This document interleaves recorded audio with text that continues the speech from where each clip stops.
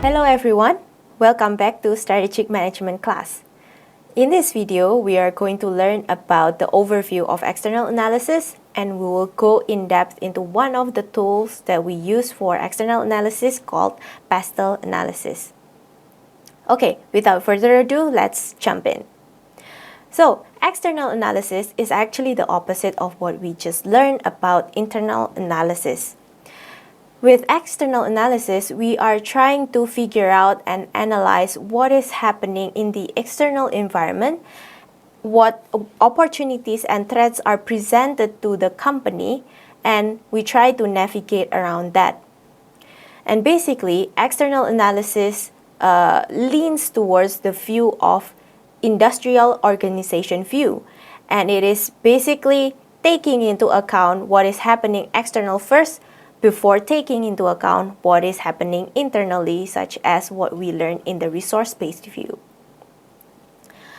Okay, now I would like to ask you a question. Why is external analysis important? Alright, now after you reflect a little bit on that, external analysis is important for the company so that the company knows what is happening outside of their own walls. They need to take into account what their competitors are doing, what is the trend of the industry, what are the demands of the customers, what are some opportunities that can be grasped, and also what is the trend in the macro environment.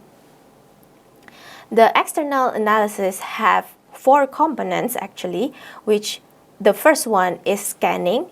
So you need to identify early signals of environmental changes and trends.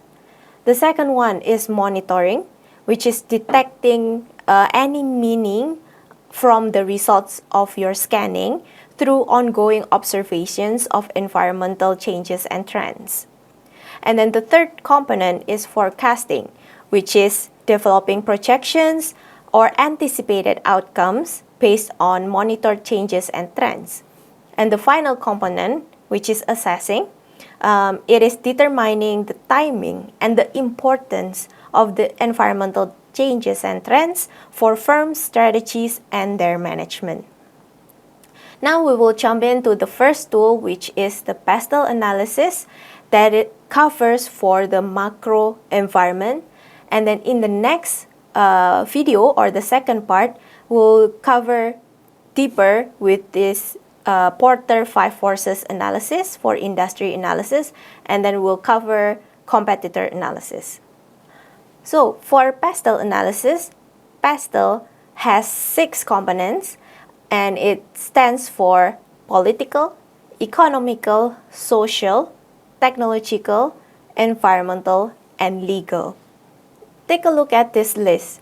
For political, we are taking into considerations for government policy, political stability and instability, foreign trade policy, tax policy, labor law, environmental law, trade restrictions, and anything related to the political environment of a country. So if your company is operating in Indonesia, it means you need to take a look at the political situation in Indonesia and where your supplies come from.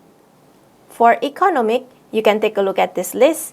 You need to consider about the economic growth, interest rates, exchange rates, inflation, disposable income of consumers and businesses, and basically take a look at what is the economic situation of the company where your business is operating in. And then for socio-cultural, or basically social, what you need to consider is population growth, age distribution, income distribution, health consciousness, and career attitudes. This part basically takes into account what is the culture or the lifestyle of the people or the targeted consumers.